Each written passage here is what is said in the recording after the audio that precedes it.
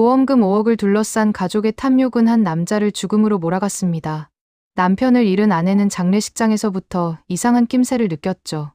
올케와 제부가 보험금을 자기들 몫이라고 우기기 시작했고, 시어머니는 큰아들 편만 들었습니다. 의문의 편지 한 통이 도착했어요. 당신 남편의 죽음은 사고가 아니라고요. 그녀는 추적을 시작했습니다.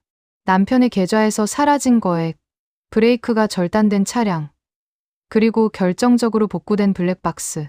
화면 속에서 남편은 절규했습니다. 형 제발 가족까지 건드리지 마. 그리고 차는 비탈길로 굴러떨어졌죠. 마지막 음성이 들렸습니다. 서연아 미안하다. 가족이라는 이름 아래 자행된 완벽한 살인. 그 진실이 세상으로 나오는 순간이었습니다. 자, 지금부터 무슨 특별한 사연이 있었는지 지금 바로 시작해보겠습니다. 시작하기 전에 구독, 좋아요 한 번씩 부탁드립니다. 남편이 죽었어요. 정민철, 48살이었던 제 남편은 교통사고로 세상을 떠났습니다. 경찰서에서 전화가 왔을 때 저는 저녁 준비를 하고 있었어요. 감자를 깎고 있었는데 손에서 칼이 떨어지더라고요. 평범한 화요일 저녁이었습니다. 남편은 아침에 출근하면서 저녁에 일찍 들어온다고 했었어요. 삼겹살을 구워 먹자고 했었죠. 그런데 그 약속을 지킬 수 없게 됐습니다. 경찰관의 목소리는 침착했어요. 너무 침착해서 오히려 더 무서웠습니다. 한서연 씨 맞으십니까? 네, 맞는데요. 남편분 정민철 씨가 오늘 오후 3시경 교통사고를 당하셨습니다. 지금 병원에 계십니다. 어느 병원이요? 서울중앙병원 응급실입니다. 빨리 오십시오. 전화를 끊고 택시를 잡아탔어요. 손이 떨려서 휴대폰을 제대로 잡을 수가 없었습니다. 택시 기사님께 병원 주소를 말하는데 목소리가 떨렸죠. 기사님이 걱정스럽게 물었어요. 손님, 괜찮으세요? 네, 괜찮아요. 빨리 좀 가주세요. 병원까지 가는 20분이 20시간처럼 길게 느껴졌어요. 창밖 풍경이 스쳐 지나갔지만 아무것도 눈에 들어오지 않았습니다. 머릿속으로는 온갖 생각이 스쳐갔어요. 남편이 다친 정도는 어느 정도일까? 생명은 괜찮을까? 혹시 크게 다친 건 아닐까? 병원에 도착해서 응급실로 뛰어갔어요. 간호사에게 남편 이름을 말하니까 표정이 굳어지더라고요. 잠시만 기다려주세요. 의사 선생님 모셔올게요. 불길한 예감이 들었어요. 잠시 후 의사 선생님이 나오셨습니다. 표정이 어두웠어요. 보호자분이시죠? 네, 아내예요. 남편이 어떻게 됐어요? 의사 선생님이 한숨을 쉬었어요. 유감스럽게도 환자분께서 병원 도착 전에 이미 사망하셨습니다. 그 말을 듣는 순간 세상이 멈춘 것 같았어요. 귀가 먹먹해지고 눈앞이 흐려졌습니다. 뭐라고요? 사고 충격이 너무 커서 현장에서 즉사하신 것으로 보입니다. 구급차가 도착했을 때 이미 심장이 멈춰 있었습니다. 아니, 그럴 리가 없어요. 아침에 멀쩡했는데요. 유가족실로 안내해드리겠습니다. 저는 비틀거리며 의사 선생님을 따라갔어요. 유가족실에는 이미 경찰관 2분이 기다리고 계셨습니다. 한서연 씨 앉으세요. 사고 경위를 설명해 드리겠습니다. 경찰관이 태블릿을 꺼내 보여줬어요. 사고 현장 사진이었습니다. 남편의 차는 비탈길 아래로 굴러 떨어져 있었고 차체는 심하게 부서져 있었어요. 남편분께서 오늘 오후 3시경 강변북로를 주행하시다가 갑자기 중앙선을 이탈해 비탈길로 추락하셨습니다. 왜요? 왜 중앙선을 넘은 거예요? 목격자 진술에 의하면 과속으로 보였다고 합니다. 정확한 원인은 조사 중입니다. 남편은 과속 안 해요. 평소에 엄청 조심히 운전하는 사람이에요. 그러실 수도 있지만 당일 무슨 일이 있었을 가능성도 있습니다. 블랙박스 영상을 분석 중인데 기기가 손상돼서 복구가 어려울 것 같습니다. 저는 믿을 수가 없었어요. 남편이 죽었다니요. 아침에 출근할 때 활짝 웃으며 다녀오겠다고 하던 그 사람이요. 영안실로 안내를 받았어요. 차가운 쇠문이 열리고 침대 위에 흰 천으로 덮인 시신이 보였습니다. 직원이 천을 걷어냈어요. 남편의 얼굴이 드러났습니다. 창백하고 차가워 보였어요. 저는 남편의 손을 잡았습니다. 얼음처럼 차가웠어요. 여보, 일어나요. 장난치지 말고요. 대답이 없었어요. 당연히 없었죠. 저는 그제야 현실을 받아들였습니다. 남편이 정말 죽었다는 걸요. 무릎이 꺾이며 바닥에 주저앉았어요. 울음이 터져 나왔습니다. 왜요? 왜 이래요? 저 혼자 어떻게 살라고요? 직원들이 저를 부축해서 밖으로 데리고 나갔어요. 의자에 앉혀놓고 물을 가져다 줬습니다. 하지만 물 한 모금도 넘어가지 않았어요. 장례식장을 알아봐야 했어요. 정신이 하나도 없었지만 누군가는 해야 할 일이었습니다. 병원 장례식장을 이용하기로 했어요. 빈소를 마련하고 부고를 돌리고 영정사진을 준비했습니다. 남편이 가장 환하게 웃고 있는 사진을 골랐어요. 작년 제주도 여행 갔을 때 찍은 사진이었죠. 친척들에게 연락을 돌렸어요. 가장 먼저 시어머니께 전화를 드렸습니다. 어머니, 저예요. 왜? 무슨 일이야? 민철 씨가 사고를 당했어요. 뭐? 어디 많이 다쳤어? 죽었어요. 전화기 너머로 시어머니의 비명소리가 들렸어요. 그리고 한참 동안 아무 소리도 들리지 않았습니다. 어머니, 거짓말이지? 그럴 리 없어. 정말이에요. 병원 장례식장에 있어요. 지금 간다. 전화가 끊어졌어요. 저는 다음으로 남편의 형에게 전화를 걸었습니다. 박준태 씨, 제부였죠? 형님, 저 서연이에요. 왜? 무슨 일이야? 민철이가 교통사고로 세상을 떠났어요. 잠시 침묵이 흘렀어요. 그리고 제부가 말했습니다. 어떻게 된 거야? 차가 비탈길로 떨어졌대요. 자세한 건 저도 몰라요.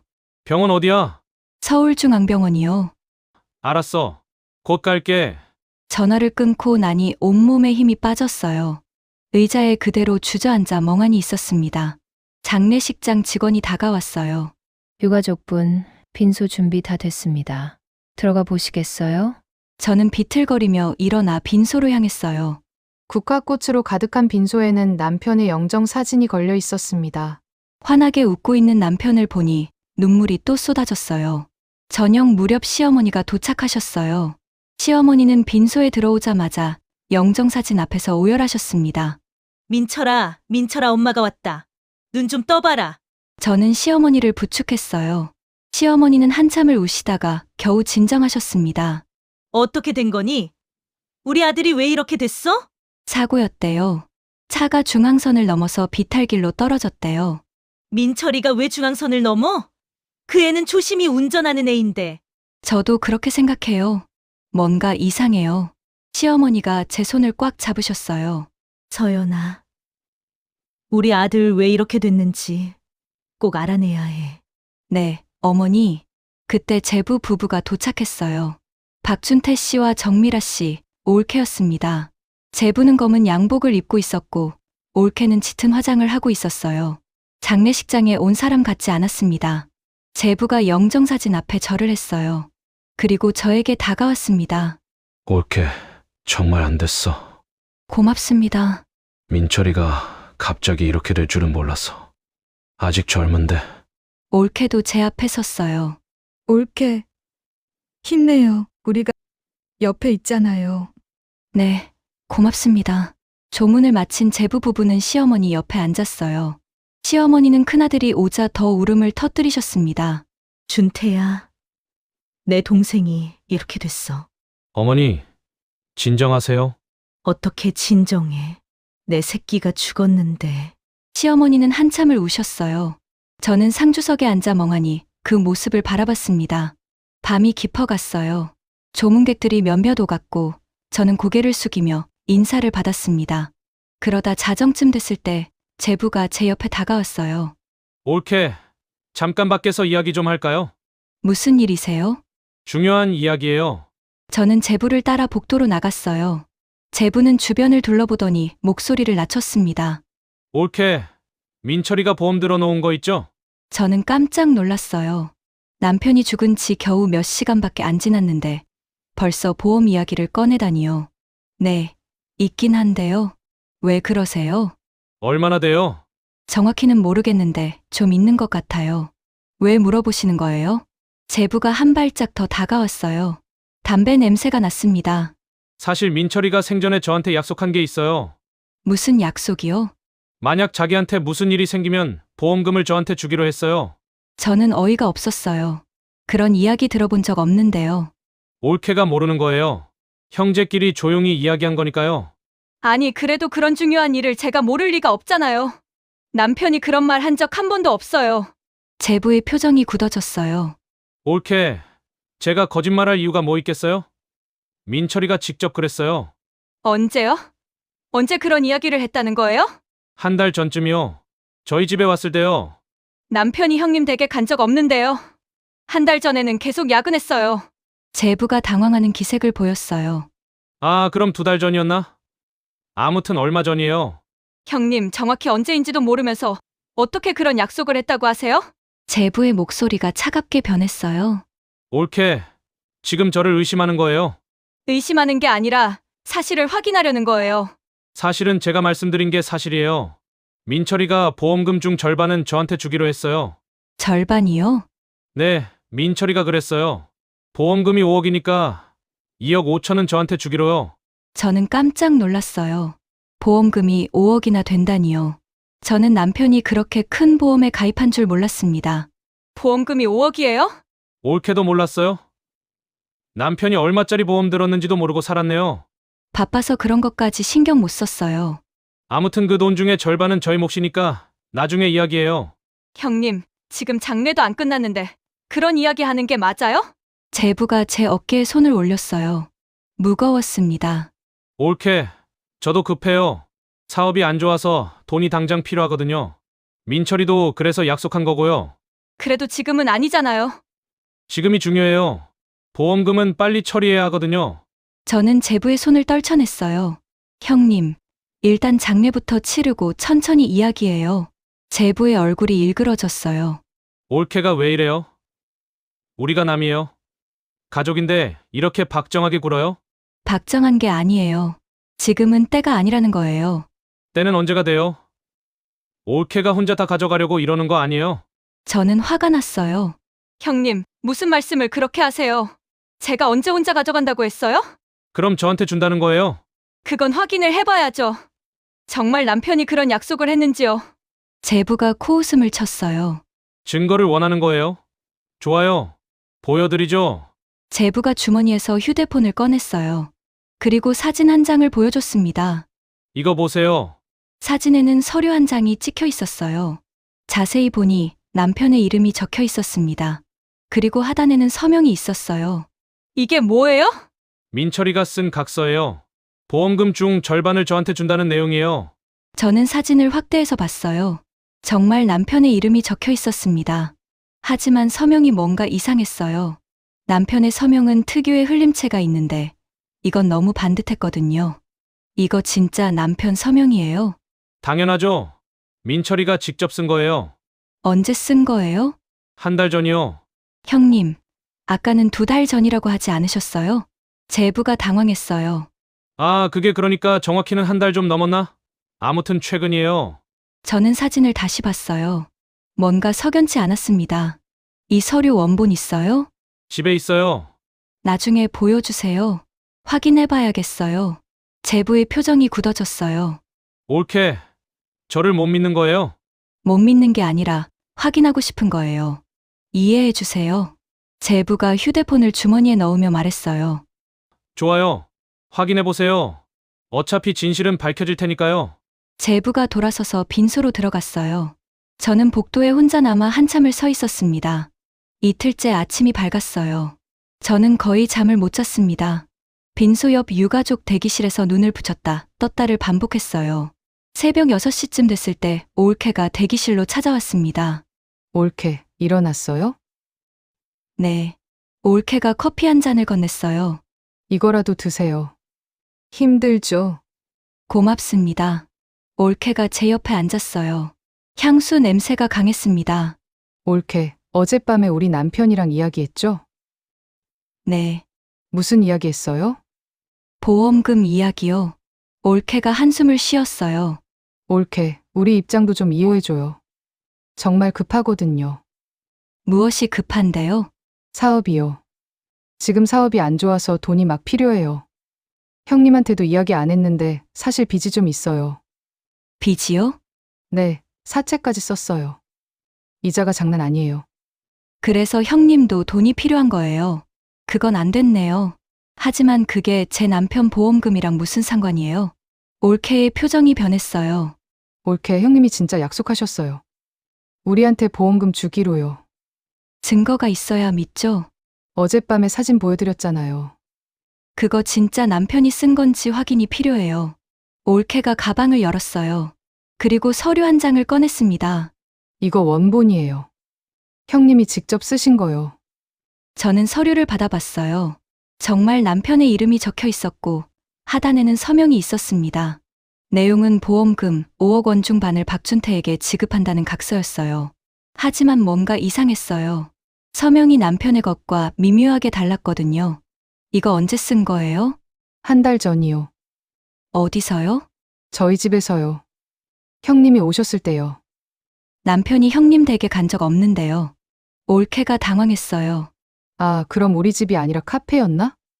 정확히는 기억 안 나네요. 올케, 정확히 기억도 안 나는데 어떻게 이게 진짜라고 확신해요?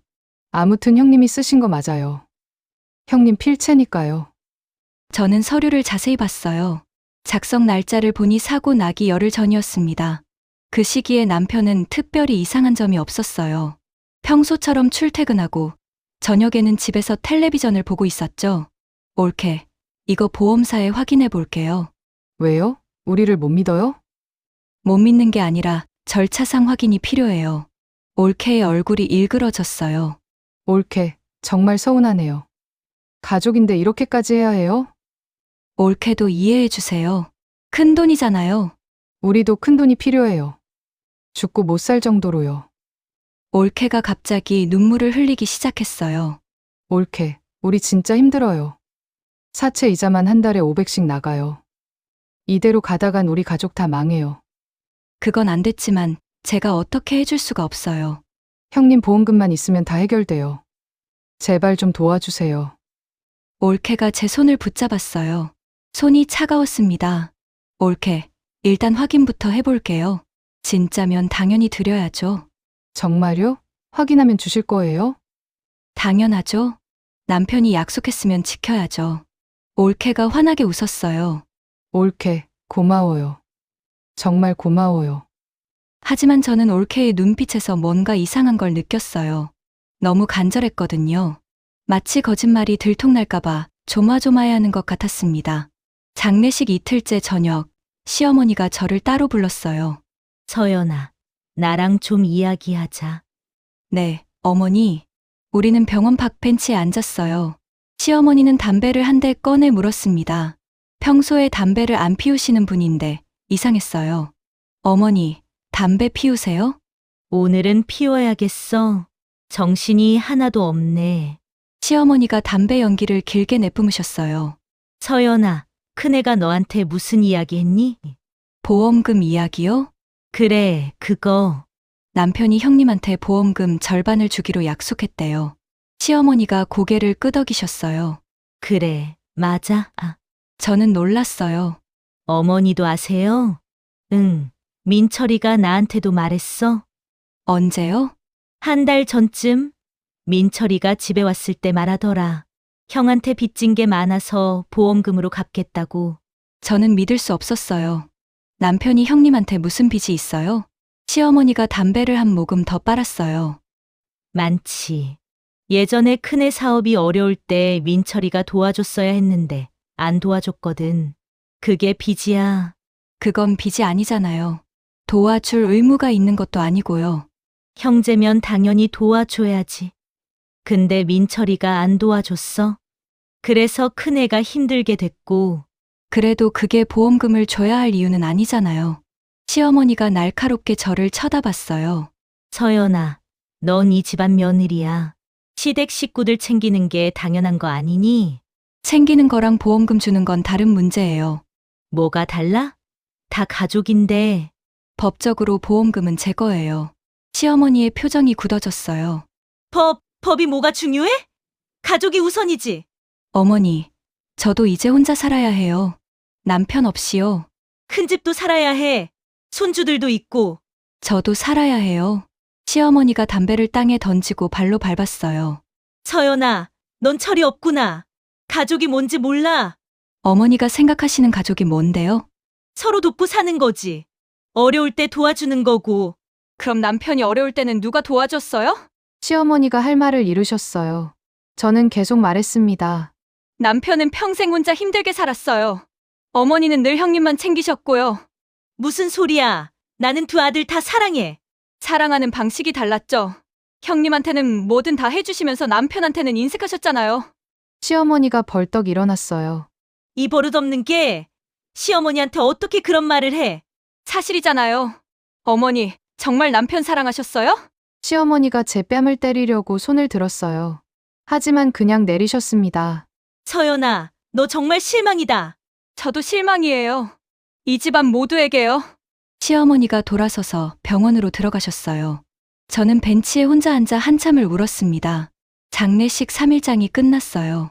발인을 하고 남편을 화장했습니다. 화장터에서 남편의 마지막 모습을 보는 순간 다리에 힘이 풀렸어요.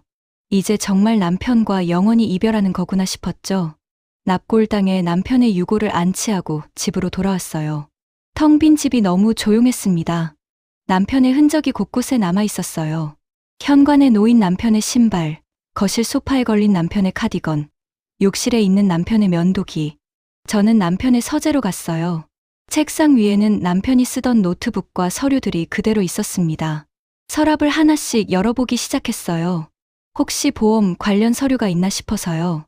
첫 번째 서랍에는 명함과 볼펜들이 있었어요. 두 번째 서랍에는 남편의 수첩이 있었습니다. 수첩을 펼쳐보니 남편의 필기로 빼곡히 메모가 적혀 있었어요. 날짜별로 일정과 생각들이 적혀 있었는데 마지막 페이지로 갈수록 내용이 심상치 않았어요. 오늘 형한테 또 전화가 왔다. 돈을 더 달라고 한다. 이미 3천만 원이나 줬는데 부족하단다. 어디까지 줘야 할까? 그 아래에는 또 다른 메모가 있었어요. 미라 때문에 약점이 잡혔다. 형이 그 일을 알고 있다. 어떻게 해야 할까? 서연이한테 들키면 안 되는데 저는 숨이 막혔어요. 미라는 올케 이름이었습니다. 남편과 올케 사이에 뭔가 있었다는 건가요? 수첩을 더 뒤적였어요. 몇 달 전 메모를 보니 더 충격적인 내용이 적혀 있었습니다. 3년 전 미라와의 일이 형한테 들켰다. 형이 돈을 요구한다. 거절하면 서연이한테 다 말하겠다고 한다. 어떻게 하지? 형을 설득해봐야겠다. 그 다음 페이지에는 이렇게 적혀 있었어요. 형과 만났다. 2억을 요구한다. 미친 짓이다. 하지만 거절하면 서연이가 알게 된다. 일단 5천만 원을 줬다. 나머지는 나중에 주기로 했다. 저는 수첩을 덮었어요. 머리가 복잡했습니다. 남편이 올케와 무슨 일이 있었고 그 일 때문에 제부가 남편을 협박했던 거예요. 그리고 남편은 2억이나 되는 거액을 제부에게 준 겁니다. 저는 남편의 휴대폰을 찾았어요. 서랍 안쪽에 있었습니다. 비밀번호를 입력하니 잠금이 풀렸어요. 통화 기록을 확인했습니다. 사고 당일 오전 10시 제부와 23분간 통화한 기록이 있었어요. 그리고 사고 직전인 오후 2시 50분에도 제부에게서 전화가 왔던 기록이 있었습니다. 문자 메시지를 확인했어요. 올케와 주고받은 메시지가 상당히 많았습니다. 대부분은 가족 행사 관련 내용이었지만 3년 전 메시지들은 달랐어요. 오빠, 어제 일은 정말 실수예요. 술을 너무 많이 마셔서 그랬어요. 저도 미안해요. 제 잘못이에요. 오빠, 우리 이러면 안 돼요. 준태 오빠한테 들키면 큰일 나요. 알아요. 다시는 이런 일 없을 거예요. 잊어버려요. 잊고 싶은데 자꾸 생각나요. 미라 씨, 제발 정신 차려요. 우린 가족이에요. 알아요. 하지만 마음은 어쩔 수 없어요. 메시지는 한동안 계속됐어요. 그러다 한 달 후 올케의 메시지가 왔습니다. 미라 오빠, 큰일 났어요. 임신했어요. 저는 휴대폰을 떨어뜨릴 뻔했어요. 임신이라니요. 뭐라고요? 정말이에요? 병원에서 확인했어요. 어떡하죠? 맞나요? 우리 이야기해야 해요. 준태 오빠가 의심할 거예요. 조심스럽게 만나요. 제가 책임질게요. 고마워요. 오빠만 믿어요. 메시지는 거기서 끊겼어요. 저는 휴대폰을 들고 소파에 주저앉았습니다. 남편이 올케와 관계를 가졌고 올케가 임신까지 했던 거예요. 그럼 그 아이는 어떻게 됐을까요? 저는 메시지를 더 찾아봤어요. 일주일 후 올케의 메시지가 있었습니다. 오빠, 유산했어요. 정말요? 괜찮아요? 병원 다녀왔어요. 의사가 초기라 무리 없대요. 다행이네요. 다행이긴 뭐가 다행이에요. 제 아기였는데. 미라 씨, 이게 최선이에요. 알아요. 하지만 마음이 아파요. 저는 눈물이 났어요. 배신감 때문이기도 했지만 남편이 혼자 이 모든 걸 짊어지고 있었다는 게 안타까웠습니다. 메시지를 계속 보니 2년 전부터는 제부가 남편을 협박하는 내용이 나오기 시작했어요. 민철아, 우리 만나자. 형, 무슨 일이세요? 내가 미라랑 무슨 짓을 한 건지 다 알아. 형, 그건 오해예요. 오해? 미라가 다 털어놨어. 형, 제발 이해해 주세요. 정말 실수였어요. 실수로 내 아내를 건드렸어? 임신까지 시키고? 죄송합니다. 죄송하다고 끝날 문제가 아니지. 책임져. 어떻게 책임지면 되나요? 돈 2억 내놔. 저는 메시지를 읽으며 분노가 치밀었어요. 제부가 남편을 협박해서 거액을 뜯어낸 거였습니다. 그날 밤 저는 잠을 이룰 수가 없었어요. 남편의 배신도 충격이었지만 그보다 남편이 혼자 이 모든 고통을 감당했다는 게 더 마음이 아팠습니다. 다음 날 아침, 저는 보험사를 찾아갔어요. 남편이 가입한 보험의 자세한 내용을 확인하고 싶었거든요. 보험 담당자를 만났습니다. 남편 정민철 씨의 보험 내역을 확인하고 싶어요. 신분증 보여주시겠어요? 신분증을 보여주자 담당자가 컴퓨터로 조회를 했어요. 수익자는 한서연 씨로 단독 지정되어 있습니다. 변경된 적은 없고요. 정말요? 혹시 최근에 변경 시도가 있었나요? 담당자가 화면을 자세히 봤어요. 있네요. 한 달 전에 수익자 변경 신청이 들어왔었어요. 누가 신청했나요? 정미라 씨라고 나와 있네요. 올케가요? 네, 정민철 씨 본인이 신청한 게 아니라 정미라 씨가 대리로 신청했어요. 근데 본인 확인 전화에서 남편분께서 그런 적 없다고 하셔서 반려됐습니다. 저는 경악했어요. 올케가 남편 몰래 보험 수익자를 바꾸려고 했던 겁니다. 서명도 제출했나요? 네, 서명 날인한 서류를 제출했는데 저희가 본인 확인 전화를 드렸더니 남편분께서 모르는 일이라고 하셨어요. 그래서 필적 감정을 의뢰했고요. 결과가 어떻게 나왔나요? 위조된 서명으로 판명됐습니다. 저는 온몸에 소름이 돋았어요. 올케가 남편의 서명을 위조해서 보험금을 빼돌리려고 했던 겁니다. 이 서류들 복사해 주실 수 있나요? 네, 잠시만요. 담당자가 서류를 복사해 줬어요. 저는 그 서류를 들고 보험사를 나왔습니다. 집으로 돌아오는 길에 현관문 앞에 또 편지 한 통이 놓여 있었어요. 발신인도 주소도 없었습니다. 불길한 예감이 들어 조심스럽게 열어봤어요. 종이 한 장에 한 줄만 적혀 있었습니다. 당신 남편의 죽음은 사고가 아닙니다. 저는 온몸이 얼어붙었어요. 누가 이런 편지를 보낸 걸까요? 그리고 남편의 죽음이 사고가 아니라는 게 무슨 뜻일까요? 저는 경찰서에 전화를 걸었어요. 남편 사고 건으로 연락드려요. 네, 말씀하세요. 혹시 사고 원인 조사 결과 나왔나요? 아직 정확한 원인은 파악 중입니다. 다만 과속과 졸음운전 가능성이 있어 보입니다. 남편은 그런 사람 아니에요. 평소에 정말 조심히 운전해요. 그러실 수도 있지만 당일 무슨 일이 있었을 가능성도 있습니다. 차량 정밀 조사는 안 했나요? 기본적인 조사는 했습니다만 특이사항은 없었습니다. 블랙박스 영상은요? 블랙박스가 손상돼서 복구가 어렵습니다. 저는 답답했어요. 혹시 재조사 요청할 수 있나요? 특별한 사유가 있으신가요? 저는 익명의 편지를 언급했어요. 집에 이상한 편지가 왔어요. 남편 죽음이 사고가 아니라고 적혀 있었어요. 그건 장난일 가능성이 높습니다. 하지만 원하시면 재조사를 요청해 보시죠. 부탁드려요. 전화를 끊고 저는 남편의 차가 보관되어 있는 견인센터로 향했어요. 직접 차량을 확인해 보고 싶었거든요. 견인센터에 도착하니 직원이 저를 맞았어요. 어떻게 오셨어요? 남편 차 보러 왔어요. 정민철이요. 아, 네. 이쪽으로 오세요. 직원을 따라가니 구석에 남편의 차가 세워져 있었어요. 차체는 심하게 부서져 있었습니다. 앞부분이 완전히 찌그러져 있었고 지붕도 함몰되어 있었어요. 저는 차 안을 들여다봤어요. 블랙박스를 확인하려고 했는데 이상한 점을 발견했습니다. 블랙박스가 있어야 할 자리가 텅 비어 있었어요. 블랙박스가 없는데요? 직원이 당황했어요. 분명히 있었는데요. 언제 확인하셨어요? 견인할 때요. 그때는 분명히 있었어요. 그럼 누가 가져간 거예요? 모르겠는데요. 확인해 볼게요. 직원이 CCTV를 확인했어요. 화면을 보니 이틀 전 밤에 누군가 센터에 침입한 게 보였습니다.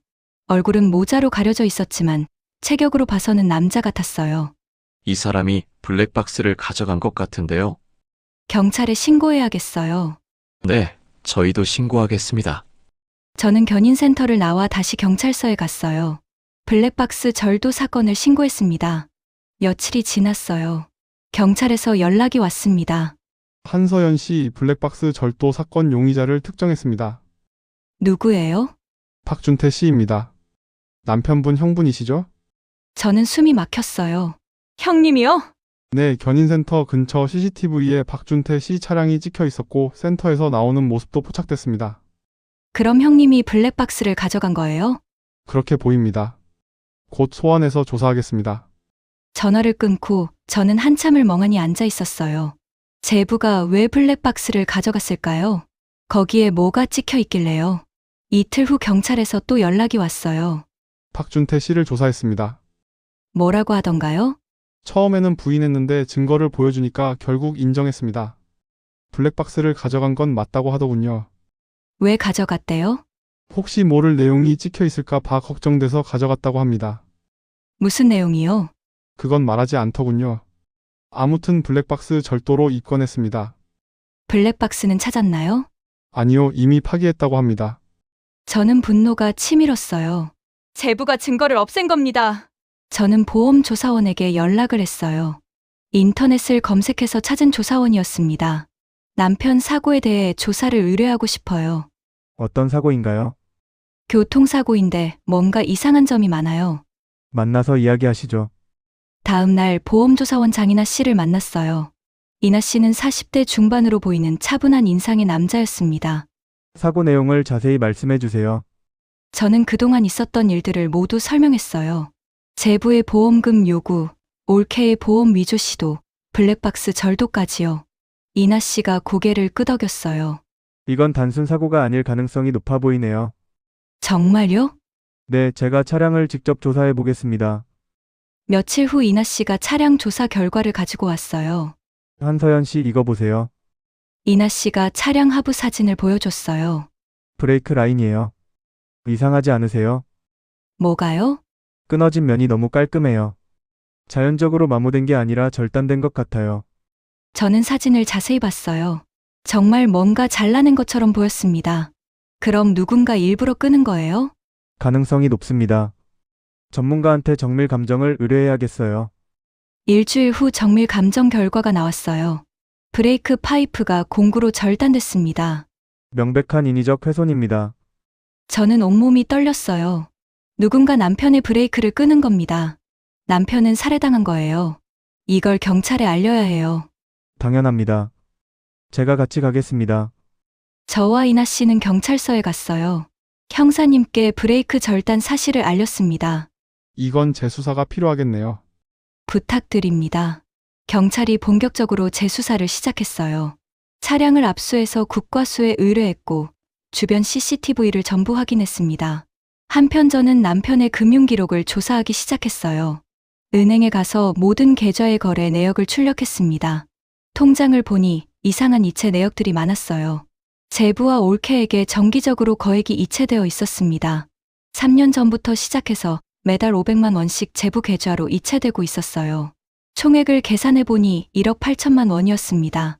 그리고 사고 일주일 전에는 올케 계좌로 3천만 원이 이체되어 있었어요. 송금 메모에는 협조금이라고 적혀 있었습니다. 사고 전날에는 8천만 원을 현금으로 인출한 기록도 있었어요. 인출 장소는 도심의 한 호텔 로비였습니다. 저는 이나 씨에게 연락했어요. 호텔 CCTV를 확인할 수 있을까요? 시도해 보겠습니다. 일주일 후 이나 씨가 CCTV 영상을 구해왔어요. 호텔 측 협조를 받아서 영상을 확보했습니다. 저는 이나 씨 사무실에서 영상을 봤어요.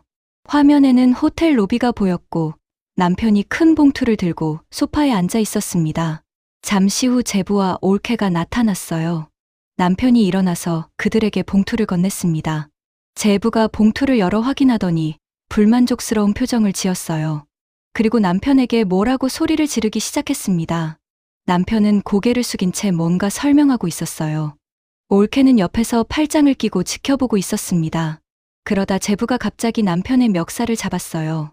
남편이 손을 들어 말리려고 했지만 제부는 더 거칠게 밀쳐냈습니다. 호텔 보안요원이 달려와서 중재를 했어요. 제부는 남편을 손가락으로 가리키며 뭐라고 협박하는 것 같았습니다. 영상은 거기서 끝났어요. 저는 울음이 나왔습니다. 남편이 협박당하고 있었어요. 그렇게 보입니다. 저는 호텔을 직접 찾아갔어요. 당시 근무했던 직원을 만날 수 있었습니다. 그날 기억나세요? 네, 기억나요. 세 분이 정말 크게 싸우셨어요. 목소리가 너무 커서 다른 손님들이 불편해하실 정도였어요. 무슨 이야기를 하던가요? 정확히는 못 들었지만 돈 이야기 같았어요.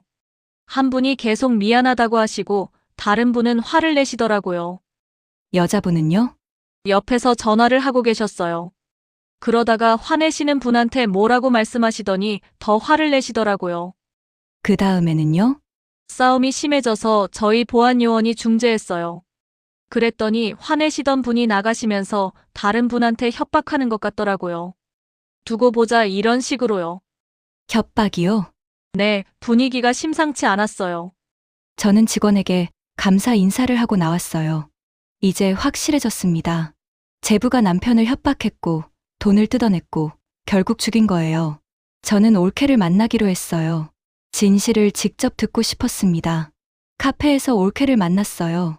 올케는 평소처럼 진한 화장을 하고 있었습니다. 무슨 일로 급하게 만나자고 했어요? 남편이랑 무슨 사이였어요? 올케의 얼굴이 굳어졌어요. 무슨 말이에요? 휴대폰 메시지 다 봤어요. 관계했다는 것도 임신했다는 것도요. 올케의 얼굴이 창백해졌어요. 그건 오해예요. 무슨 오해요? 남편이랑 잤다는 거 아니에요? 올케가 눈물을 글썽이기 시작했어요. 올케, 정말 실수였어요. 단 한 번이었어요. 한 번이면 괜찮아요? 동서 사이가 그래도 돼요? 술을 너무 많이 마셔서 정신이 없었어요. 정말 미안해요. 미안하다고 끝나요? 임신까지 했으면서요. 그건 유산했어요. 유산하면 끝이에요. 남편 인생을 망쳐놓고요. 올케가 고개를 숙였어요. 준태 오빠가 알게 됐어요. 그래서 형님한테 돈을 요구했어요. 얼마나 받았어요? 3년 동안 2억 정도요. 저는 경악했어요. 2억이나 뜯어낸 겁니다. 그리고 사고 전날에는 8천만 원을 더 받았죠? 네. 그런데도 부족했어요? 올케가 울기 시작했어요. 올케, 우리 진짜 돈이 필요했어요. 사채 이자가 장난 아니거든요. 그래서 남편을 죽인 거예요? 올케가 깜짝 놀랐어요. 죽이진 않았어요. 우리는 그냥 겁만 주려고 했어요. 브레이크를 끊고요. 올케가 입을 다물었어요. 올케, 다 알아요. 준태 씨가 브레이크 끄는 거요. 증거 있어요?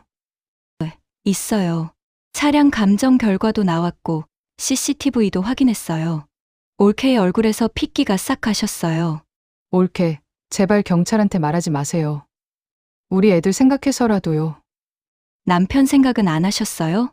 형님은 이미 죽었잖아요. 죽은 사람은 살아나지 않아요. 그럼 살인자는 그냥 놔두라고요? 올케가 제 손을 붙잡았어요. 올케, 우리도 살아야 해요. 준태 오빠 감옥 가면 우리 가족 다 망해요. 저는 올케의 손을 뿌리쳤어요. 남편 죽인 사람들 감싸줄 생각 없어요. 올케. 저는 자리에서 일어나 카페를 나왔어요. 뒤에서 올케가 울부짖는 소리가 들렸지만 돌아보지 않았습니다. 집으로 돌아오는데 제부에게서 전화가 왔어요. 서연 씨, 우리 만나야겠어요. 할 말 없어요. 꼭 만나야 해요.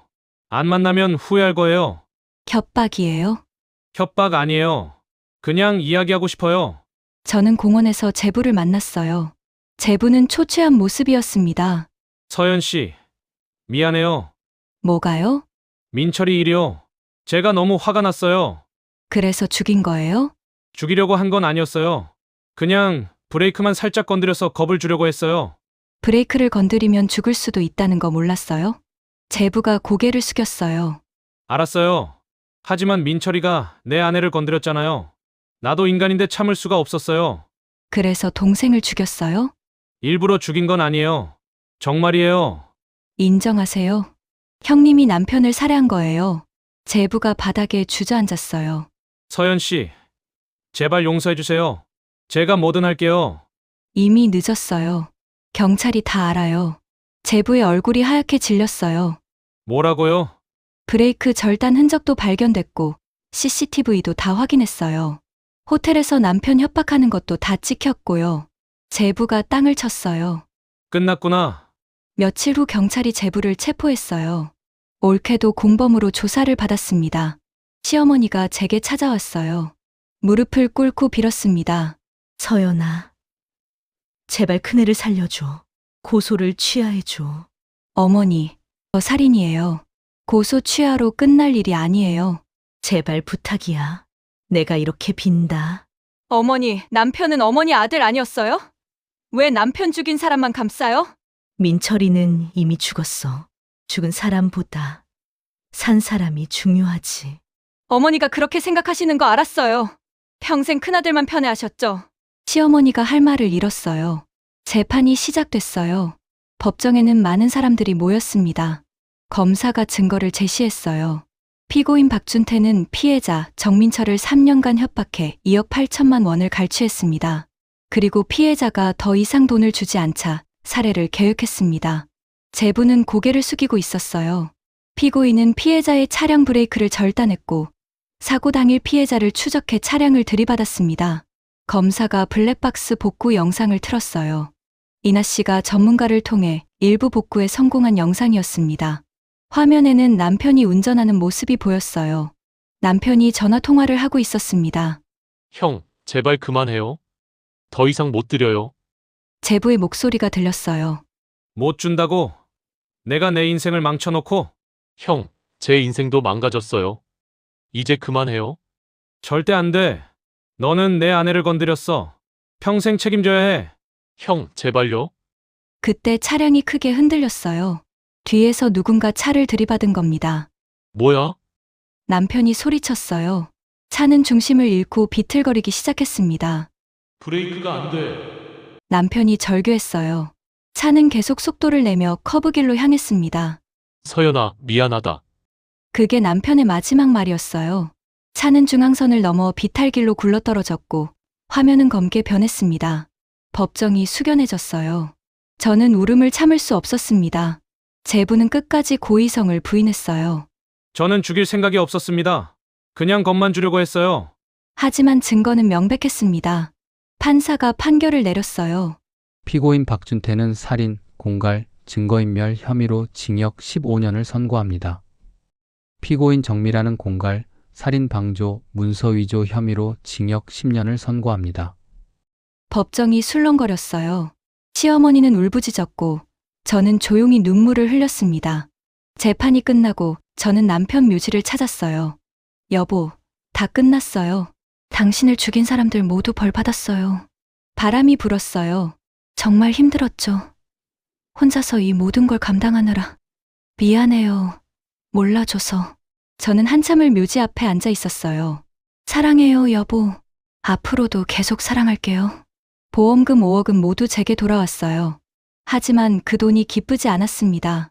저는 보험금 중 3억을 남편 이름으로 장학재단을 만들었어요. 어려운 학생들을 돕는 재단이었습니다. 나머지 돈으로는 새 집을 마련했어요. 작지만 햇살이 잘 드는 곳이었습니다. 남편 사진을 거실에 걸어두었어요.